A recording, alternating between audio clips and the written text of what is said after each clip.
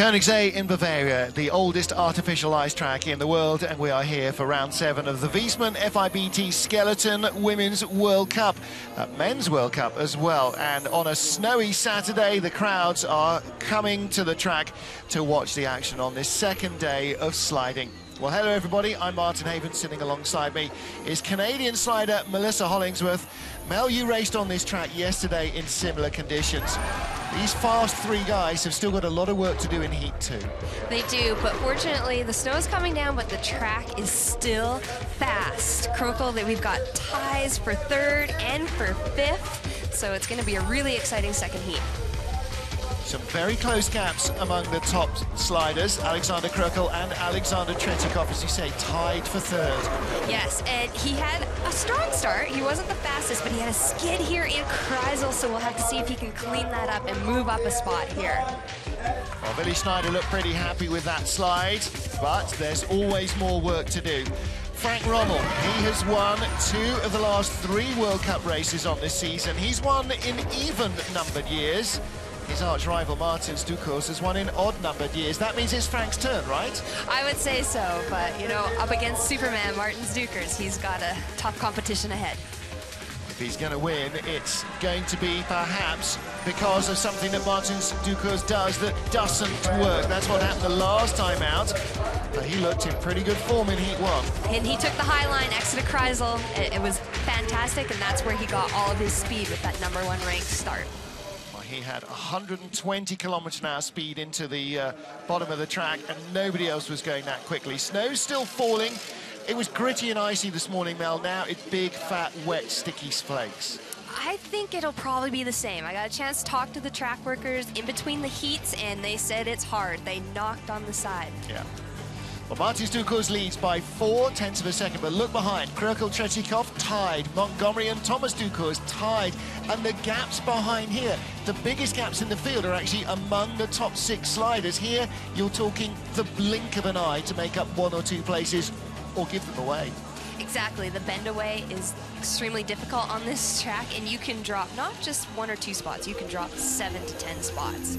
Well, listen, this was designed in the early 1970s when you were just being thought about. So it was built for speeds that no longer exist. We're going much quicker down this short chute. This track is so unique, and it's changed. They actually, they've changed the start, they've changed the bottom portion of the track before World Championships in 2011. You've got a little bit of a corner here before you go into the S combinations, and these are so much fun. You get up to the peak of the corner, and then you just drop out. It's just like a roller coaster. Every athlete in the world loves that S combination. Now, here's the bend away. It is a crooked straight, so you're trying to take a calculated hit to set you up for the turn before Kreisel. Here's Kreisel. It's a 360-degree corner. There's 2 lines through this corner. It's either a high line that's really fast, dangerous because you could hit the right side through the doodles, the chicane, uneven ice. Now you're heading into this newer portion of the track that they changed just before World Championships. It's a 180 and now an uphill portion. So with the snow, you have to make sure your sled is going straight because uphill and sideways is the slowest way across that line. Yes, it is. Martin Stukos holds the track record set in those World Championships February 2011, which he won. And the start record is still held by Alexander Tretyakov from the 2nd day of action. Now, our fast 20 from Heat 1 go in reverse order. So Michael Hoefer of Switzerland will be first off, followed by Ed Smith and John Daly. 26 started Heat 1, 6 bystanders then at the end, including, for the 2nd week in a row, USA's Kyle Tress. He needs to rebuild his confidence in Eagles next week before we head to the Worlds in St. Moritz. Frank Rommel will be chasing the race leader. Martin Stukos will be 20th and last off. And there may be more snow, there may be less snow, there may be no snow. Nobody can tell what's going to happen when the weather is like this. The jury has its own protocol of how they decide the sweeps. First heat was every 3rd slider got a sweep in that bend away. It's not covered, so that is a huge advantage. 20 sleds in our 2nd heat, round 7 of the Wiesmann FIBT Men's Skeleton World Cup here in Königssee, Bavaria. Martin Haven with me, Melissa Hollingsworth, as we watch our first slider, Michael Hoefer, blast off the top in a 4.85 getaway. It was 300s faster than his first start. The start is really tricky, but now he's going through the S combinations. You want to see him Follow those bob lines, those 4 corners, stay within that. Take the calculated hit in the bend away and make sure he took a second hit and the third hit, that automatically happens, and that's going to be a couple of tenths off his, it's reflected in his speed, 115.9 kilometers an hour. He was 116.8 in the first heat off a much better straight. Oh, really rough through there. He had that high line and he just got late in the chicane. You can see the snow flying as well.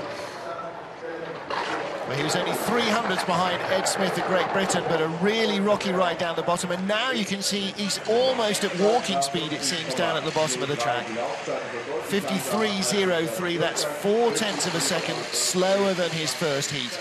And Melissa, that started on the straight. Yeah, and this is a very short track, really, when we're talking about distance. But he comes out of Kreisel, and he gets a little bit pushed away in that first chicane, and he's late. So you can see he just taps the wall there. The snow's flying, a big hit before the corner there, and skidding. His runners will just be cutting. But this is not going to be the last person you're going to see make that mistake, because it's a very fine line. Mickey Krumberger hangs his head. Well, he can't drop out of 20th place. There are no more than 20 runners, but yeah, shakes his head. Well, next up, Ed Smith of Great Britain, one of our 2 World Cup rookies in the British squad this year. In fact, we've had 3. We've got 2 at the moment. Ed Smith, 26 years old, from Bristol. Just turned 27 last week. Well, what about visibility with this, you running straight out into a blistering snow globe here? It's tough, and that's where you're going to see some visor changes with these athletes. A 476, 200ths faster for Ed, which is great. He said he was having a hard time this week. He compared it, never been on a bull before, but he said it felt like a rodeo ride for him down on this track. He was so frustrated, so it'd be great to see him have a clean run. Well, in his entire life, he's now on his 8th trip down this track, so he's never raced here before. It's a tough track. You can see these oscillations. Now, you can't help that. You're just trying to minimize the looping, but a really high line and on his bumpers through the chicane. That might be good for Hoffer, but not so good for Ed Smith. Still in the green. He was 2200ths up. Has he got anything left? He has. He carried speed out of the Kreisel. He was slower going in than in the first heat. And despite that scorpion, he will not drop to the bottom of the field. Wow, that was a wild ride, though. He's going to be really frustrated with that, but, he held his spot. It was a really good opportunity with the snow falling for him to try and make up spots with only 100 separating from him to about 14th spot. Well, he was a 10th behind John Daly. Have a look. It just pops him, and he is riding on his bumpers. That is not the fast way through, and he's doing everything in his power to flip that sled back over, because it's very easy to get put on your back. Well, Martin Stuckhaus did it last year, so even the very best make that mistake, Ed. And you saw his right foot over on the left-hand wall. That's how much this sport can throw you around. Next up, John Daly, 18th after the first heat. And a 4.79 start in Heat 1. Let's see if he can find a bit more pace. This is a tricky start because it flattens out. So a 480, a little bit slower, 100th, but it's a steep downhill, and then it flattens, and then it goes downhill again. So you have to find that sweet spot when you load. A little bit low through the S's there on that S2. We noticed last week in Altenburg how high John keeps his head, like it's his first time down the track. I've been told that has a little bit to do with his brow bone, but he has fantastic speeds. He did that his first run, 118 kilometers an hour, smooth through Kreisel now. He can just relax through this lower portion because it starts going uphill after corner 14. He's got as good speed as he did in first heat. Great exit there, avoids rubbing the wall. Goes to show how important Kreisel is. 600s up at the start, 9 tenths up at the bottom. Now that's a run that John Daly will be happy with, a 52.01. If he'd done that in the first heat, he'd have been in 9th place, 100th off 8th. That's a 10-place difference. Strong start from Daly is really powerful, but you can see right away we go over the crest, and you have to load right there because it flattens out, and you can kill your velocity completely if you run that sled too far. Immediately it veers out to the left for him, and that's really dangerous, hitting the wall before that first corner. Well, some athletes it kicks sideways, some it doesn't. Does that mean that you're not aware of the need maybe to pre-steer in the groove? He could have just maybe not had pressure in his sled, or he wasn't settled properly on his balance point. The balance point is really critical with our sleds for how it actually steers. 0.03 of a second between the two US athletes, John Daly and Matt Antoine. They were 18th for Daly and 17th for Matt after the first heat. And Matt from Prairie du Chien, Wisconsin, now looking to try and stay in front of his teammate. And he's going to need a good run, Melissa Hollingsworth.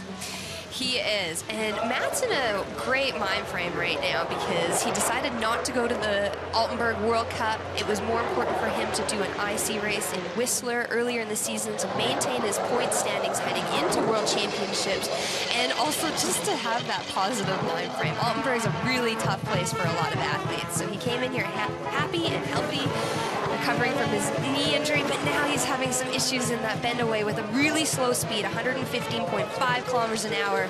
We might see a leader change. He's in the red and is going further into the red, 3,500s back, and with much slower speed than John Daly. This could be 7/10 back. He might drop to third spot now, maybe. Still in second position, half a second back.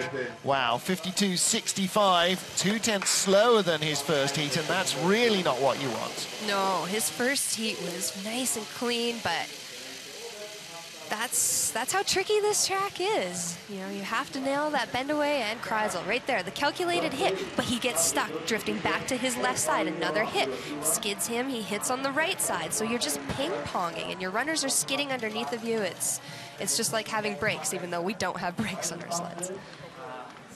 Top of the track, Hiroatsu Takahashi of Japan finished the first heat in 16th place. Teammate Shinsuke Tayama stayed in Altenburg for the Intercontinental Cup races this week. And so Hiro now on his own here. Chooses the left groove. Maybe him and his coach had that conversation about how the grooves were pulling. We have the option of using the right or the left groove as athletes. Usually it's your preference of your running style, but sometimes it has to do with how it guides you into that first corner. Well, we saw them recutting that groove this morning, but only the left-hand one, not the right-hand one. It's so important to stay relaxed. You have to be that shock absorber on your sled and guiding it, steering in those sweet spots. You can see that snow bell up behind him, and his toes are coming out a little bit, so that gives me the idea that his sled is maybe skidding a little bit underneath of his body. He's just trying to get it to go straight. Little slower than our leader, John Daly, but still just in front, 0.03 of a second in the green for Hiro Takahashi. Sneaks his way through that chicane. He's quiet, his head's low, a lot of pressure there in corner 14, but that hit on the left side in this uphill section is just bleeding away time. 800s back, it'll be nearer 2/10 of the line. It is just over 2/10 of the line. He slips behind John Daly, so Daly's second run, a real smoker, starting to pull him up the order.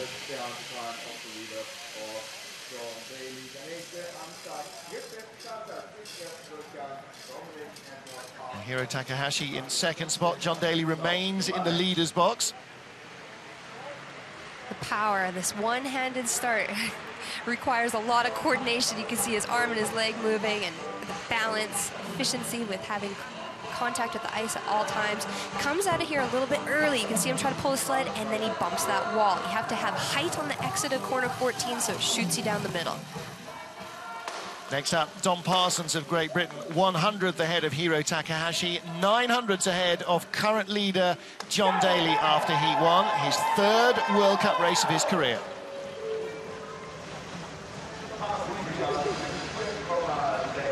.469, that ties Tretyakhov's start on the first heat. I'm so impressed with the athletic ability of Dom. And earlier this week, I saw him training, and he just had the biggest smile on his face. I'm like, what are you smiling at? He's like, I love what I do. And that helps him go so much faster. You can see he chose to have that orange visor that helps him with his visibility, especially in these whiteout type conditions. 2900s up and 118.2. That's the fastest speed we've seen into the Kreisels. Good looking slide. Yes, high line out of Kreisel, smooth through the chicane, just snaking his way. Let's see if he can get through this 180 corner without that hit on the right side. Down the pipe. That adds a few more hundreds to the advantage. He's still got speed on board, keeps his form, heels together, head down. 3600s up at the line from 900s first heat advantage. Andy Schmidt, the coach, looks very happy with that. Now that might pull him a few spots up the rankings too. What a fantastic run for Dom, and it shows that the track crew is doing a great job with removing the snow and just the consistency of the ice. Smooth line through Kreisel. Yes, we're going to dip up and down a little bit. That's the oscillations, the natural path of the corner, but he minimized that, so his route from A to B is going to be shorter. Big grin, 6500s quicker than Heat 1. He had a bit of a panic this morning. His sled overnight had suddenly wildly changed its settings, and he had a bit of a panic wondering what was going on with it. Seems in the end, he got on top of it. Next up, Dr. Ice, Kristen Bromley. While the other Brits are sliding on black rocks, he is on a sled of his and brother Richard's own design. So very different setup, but they face the same challenge. Going fast at first. Clearly a challenge he relishes. His 17th year of sliding for Great Britain, 4.90 slide.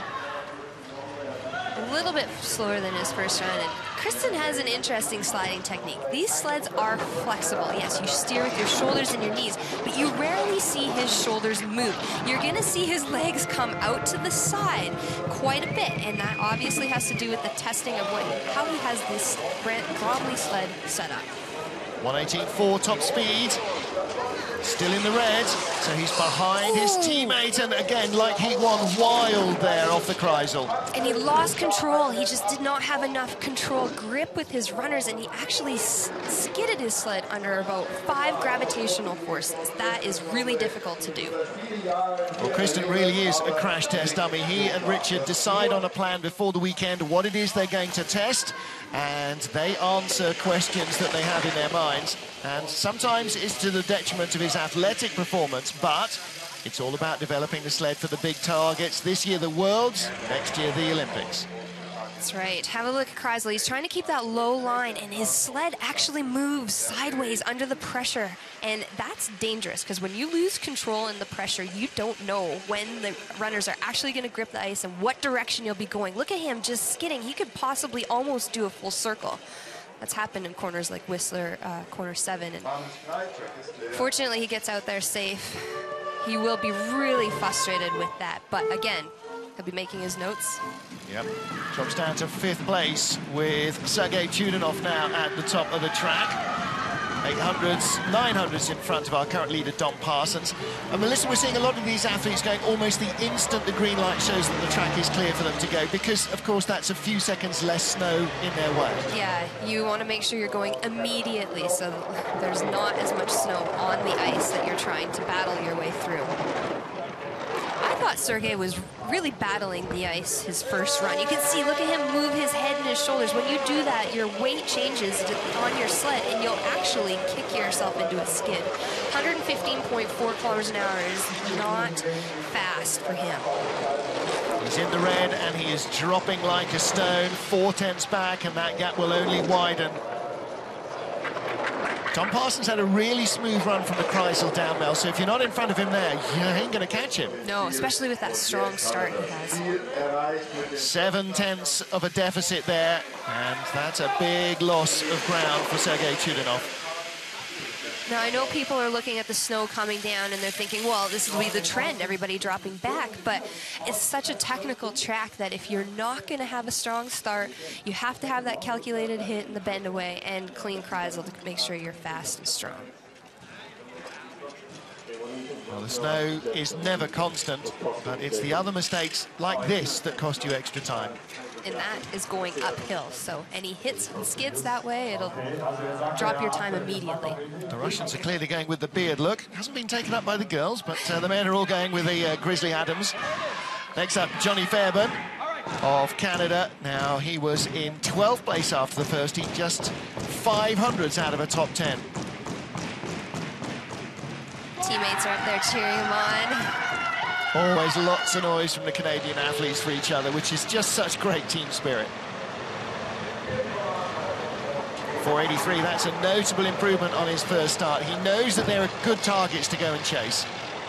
Yeah, And again, here's this S combination. You want to make sure that you've got that high line in S3, long and flat through S4, control that pressure, calculated hit now. Perfect for John Fairburn. You can see there's more snow in the track still, but 1:18.2, that's very good speed. Just gotta let it go just a little bit here. Let's see, high line, oh, and the scorpion again. Because that's what we call it in skeleton, when you get that flip and that leg comes up over that shoulder. Yeah, things you can't do when you're lying down that gravity makes you do. That's really cost him. Quarter of a second lost just there. He comes down 52.52, exactly identical run to Sergei Chudanov. It was a risk that he needed to take, that's for sure, when you want to build up that speed in that lower portion of the track.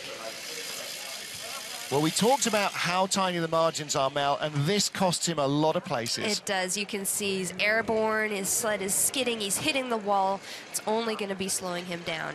And it was just by a hair that he missed that. You can see his body react. He's trying to get the sled flip back over. Yep. But good sportsmanship, going to congratulate Dom. Brandy, his fiancée at home, will be very proud of him for that. She'll be watching. Dom Parsons of Great Britain, our race leader, from John Daly and Hiro Takahashi at a snowy Königssee in Bavaria. Next up, one of the big runs of the first heat. Started 19th, finished in 11th place, Raphael Meyer of Austria.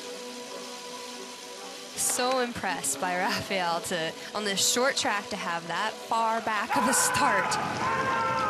He likes this track and he slides well on it, so let's see what he can do for consistency. 4.97 getaway in the first heat, 4.96 in the second.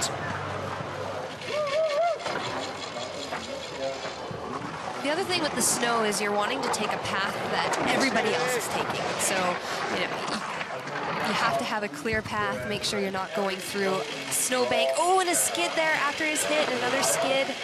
His legs are going out a little bit too high in that corner. He's still at great speed considering how tough the bendaway was for him. Well, little scraping and scratching as he comes out of the Kreisel and rocking and rolling below. You can hear his face dragging on the ice. That's the chattering. That's how much G-force is on this track.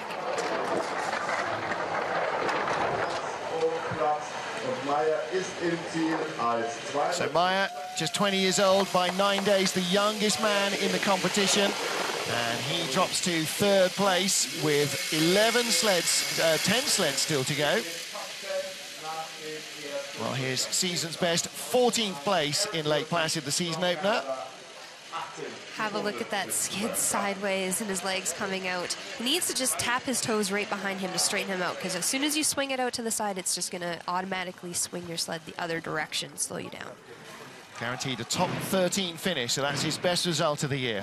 Into the top 10 here in, top 11, I beg your pardon, top 10 in Winterberg, Königssee in Bavaria. And this is Eric Nielsen of Canada. I got that bit right at least. Start tour number 2 might have been quite favourable early on in the day. What about now? Can he move his way into a top 6? Well, Eric is heavy too, so, you know, I really don't think the snow is going to be playing a huge factor for a lot of athletes, because it is light and fluffy. The consistency of the ice underneath is hard and fast, so his weight may help him if he gets himself stuck in a snowbank. It was 1300s up at the start. It's down to 700s over leader Dom Parsons of Great Britain, whose great start and second run have really put him in the lead. 1:18.6 speed for Eric Nielsen. That's the quickest we've seen. He had a slight skid on that third pressure, which might slow him down. We'll have to see if his weight can help him in this uphill section of the track. Well, here's a win or glory kind of slider. Likes to hang it out, little rub on the wall, 900s. This could come down to the 100th of a second, a big skid. Going to be very close indeed. He's 100th behind. And Dom Parsons from 15th in Heat 1 guarantees himself a top 10 finish for the first time in his World Cup career. Wow, 100th, Mel. frustrating. You can see just that tap right there.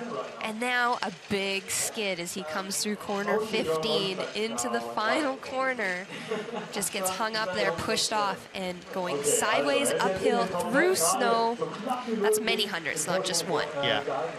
Could only have been worse if somebody had stepped out in front of him.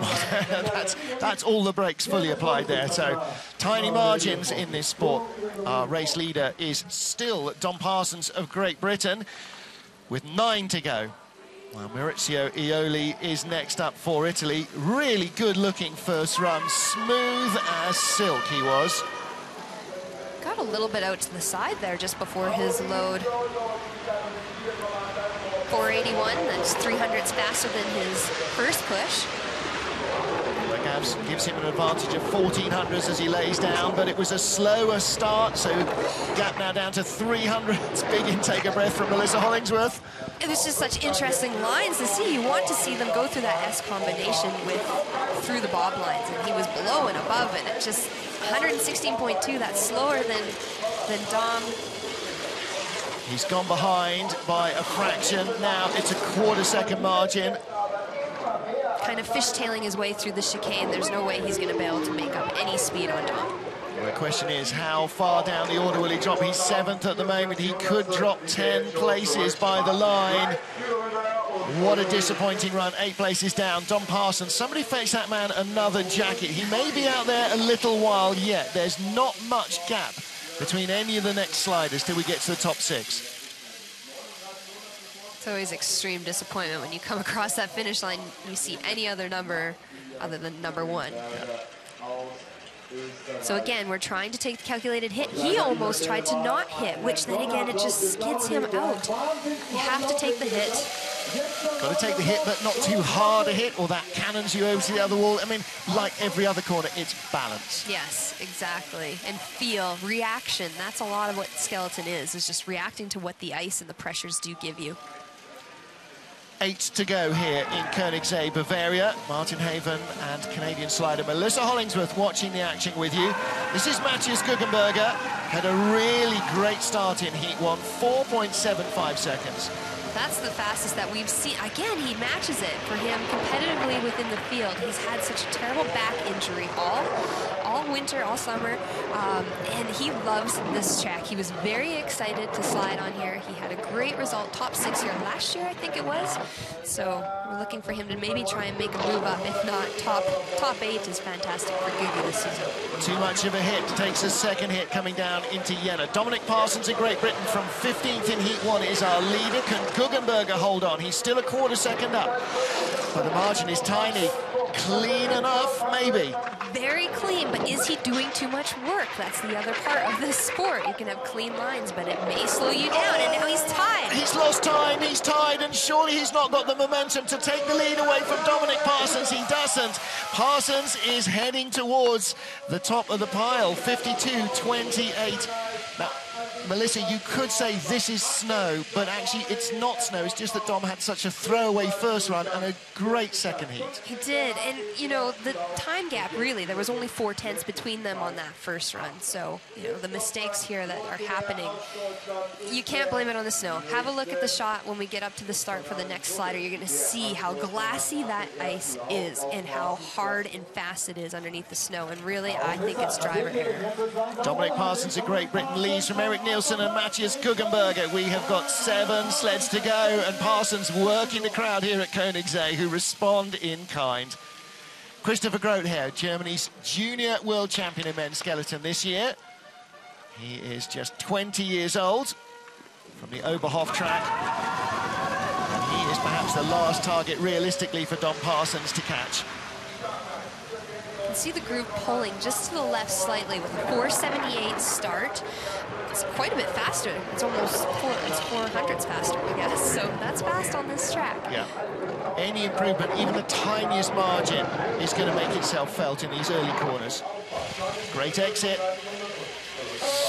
Not a great hit. Had to skid. He didn't hit it, Mel. He just brushed it. And that's that's what can happen if you don't take that hit and get away from the wall. It'll suck you back in, and then you can, with the snow, it'll fishtail you out. And a little bit of a hit on the exit of Kreisel. Oh, and a big, oh, in trouble there. 3800s will be down to almost single digits. Oh, this is going to be interesting for Dom. He'll be biting his nails, 1800s, but he didn't have the speed into the Kreisel, and you can see how much slower he looks now. Is he in front? Oh! 200s, 52.28. Dom Parsons stays in the lead, riding his luck. In a morning that started with a panic, he's ending up with jubilation. Parsons has had 2 World Cup races up till now, 17th and 12th his results. Have a look at Kreisel. He comes out and just bumps that wall. That could have been absolutely detrimental of being on his back if he was just a hair earlier out of that corner, hitting the front of his sled. Just pops him up, but it skids him, and now he's late through the chicane. Look at the snow kick up. Wow, that was a little bit wild, and for him to be on a home track, super disappointing. Yeah. Well, next up, we are into our top 6. We got a tie for 5th, we got a tie for 3rd. And this is where I think the roller coaster ride for Dom Parsons finishes, because Olympic champion John Montgomery here, who called the women's race yesterday with us, was 0.7 of a second faster than Parsons in Heat 1. That's a big margin.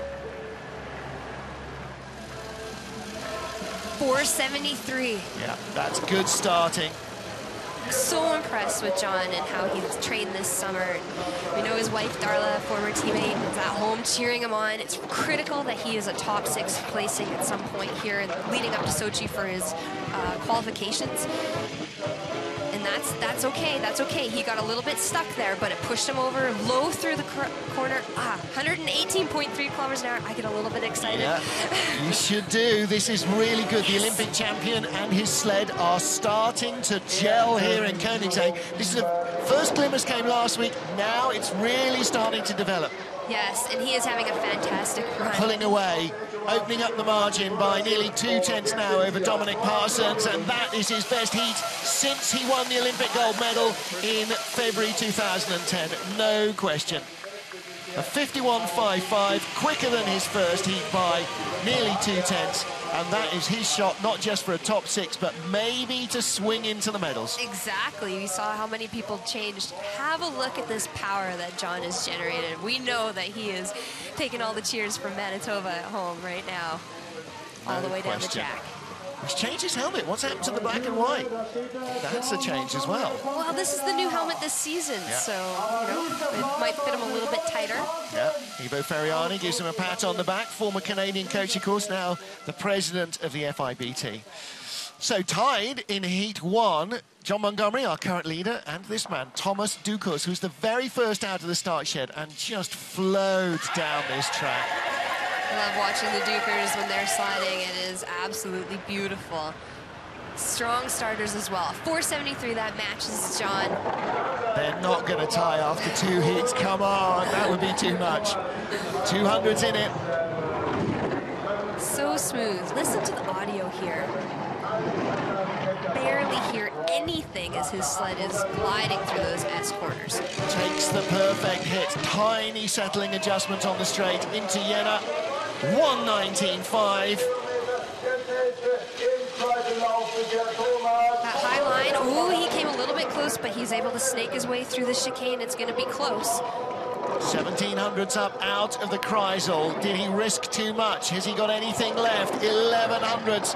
He had 1.2 Ks more than John Montgomery. I think this is the lead. Not by much, but it's enough. John Montgomery spends just a minute in the leader's box as Thomas Ducours takes over. But a top 6 finish guaranteed for John Montgomery. And that, again, so much confidence in this sport is from your good results. Yeah, confidence is so key. High line from Thomas, and he just is able to manipulate his sled so that he doesn't hit that wall. That is great reaction from Thomas. Definitely something to be said for being a long and heavy athlete when you've got to heft it like that. Okay, Thomas Ducours leads. Tied for 3rd, the 2 Alexanders, Alexander Tretyakov of Russia and Alexander Krökel of Germany. They came out 4th and 5th from the start shed. So therefore Tretyakov goes first as he only tied Krökel's time. Tretyakhov's going to be motivated to get that #1 beside his name again on the start because Martin's got him on that first heat. Still holds the record at 4.54 seconds. 4:61, quickest start of the competition. Oh, you can see it was difficult because he was having a hard time getting into corner 1. He went a little bit late. He went through a snow line to see if he can clean up his run. 3900s up on Thomas Ducours, the leader. Gap from the first heat was 2300s. We're looking straight away. 1:19.6 top speed into the Kreisel. He had skidded his sled right here on that first heat. Let's see, he got through there clean. Oh, and just holds on, only just holds on. What a big hit on the right there. He was half a second up, that'll be down maybe into the teens. Wow, no, how did he hold that speed? Let's see what happens going across the finish line. That's insane to almost be out of the saddle. He only lost 1/10 of a second in the remaining 6 corners. What speed he carried into the Kreisel and out of it, Melissa Hollingsworth. Yeah, that was impressive. I'm not really sure how that happened, but...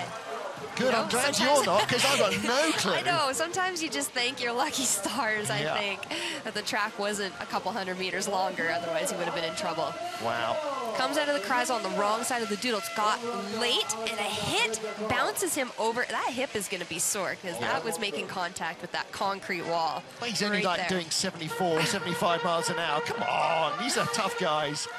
Yeah, he's going to be black and bluer than his race suit, that's for sure.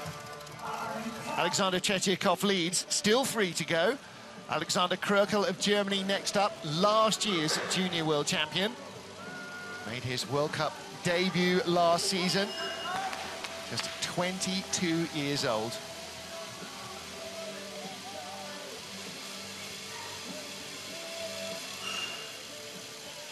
Sport's so unique. You have to have all that power and intensity as you're rocketing off the block, and now he has to be calm, relaxed, absorbing everything possible. 478, that's a 500th improvement. Well, that's perhaps the weakest part of his performance, isn't it? He just doesn't have that explosive start yet. Not explosive, but longer, flatter starts have been his forte this year. Takes a good hit, tiny little toe steer. Was he rubbing the wall there? He was 3600s down onto the straightaway. 1:18.4, 1:19.6 from Tretyakov. He's going down. Let's see if he can use this home track advantage to maybe help maintain, get those rocket boosters. Let's see what happens in this uphill section. He may even finish behind John Montgomery at this rate. He's not got speed to the line, 4/10 back, and he is going to be in 4th place. Wow, fourth fastest run, 2nd place for Alexander Krökel. He stabilized and found some more pace at the bottom. That would definitely be the multiple runs that he's had down this track, being a home track for him.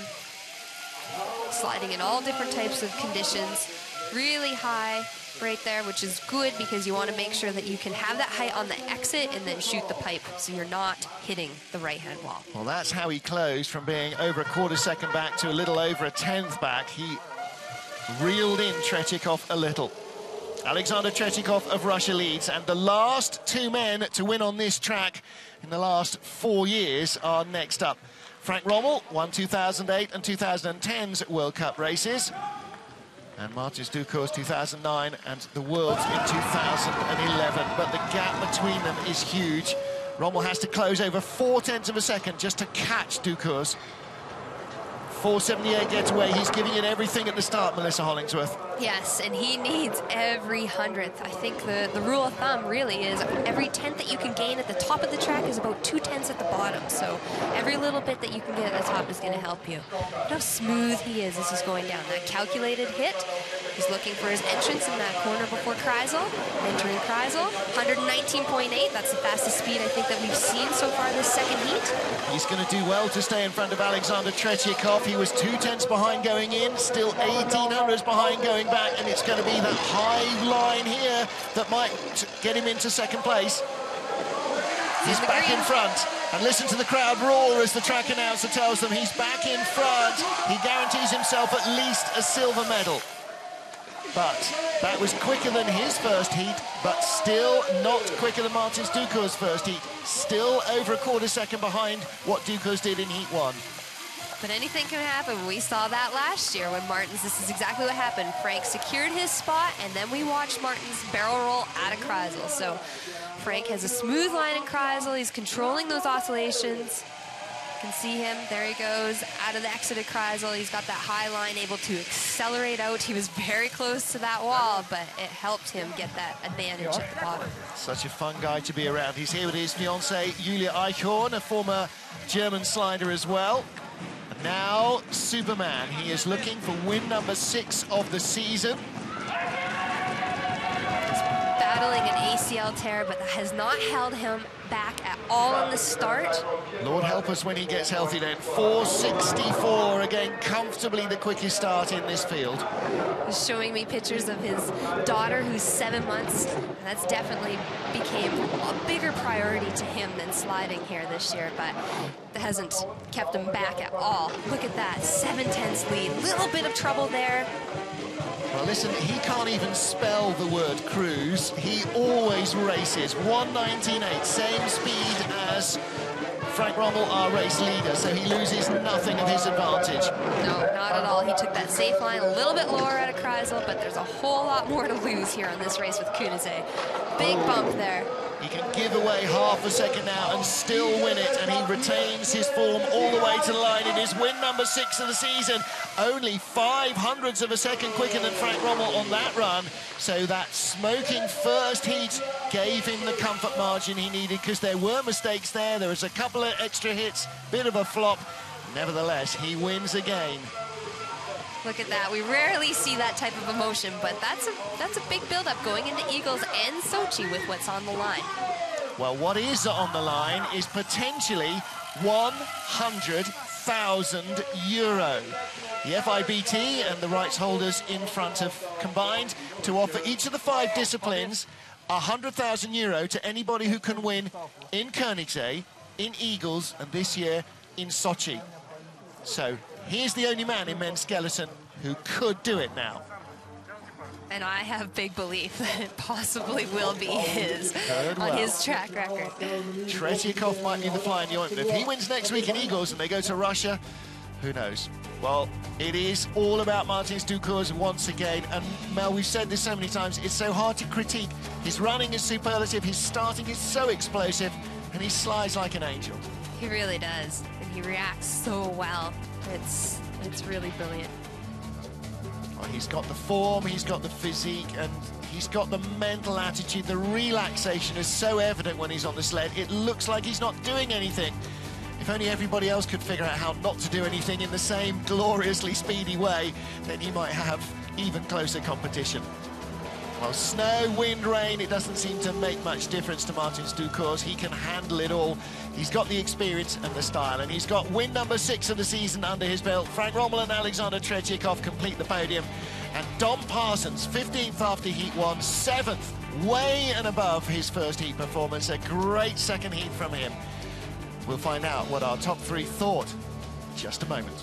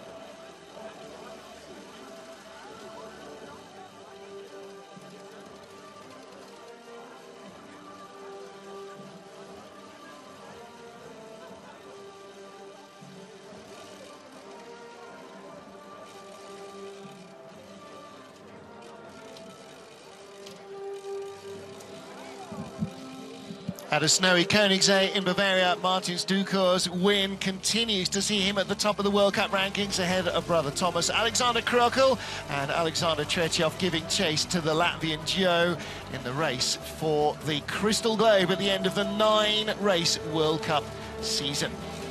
John Montgomery heading up towards the top 10 after a good top 6 finish here.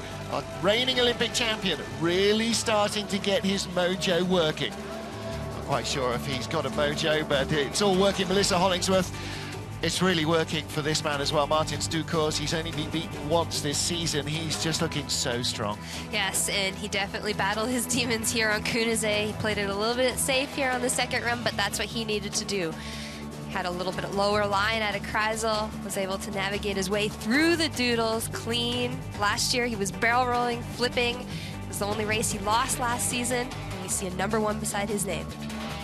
So, as you say, he puts last year to rights. Let's get down to our top 3 then and find out what they're thinking. Catch up with them is John Morgan. Flower ceremony here. Axel Burkhardt from Adidas Worldwide handing out the flowers here in the center of Bavaria.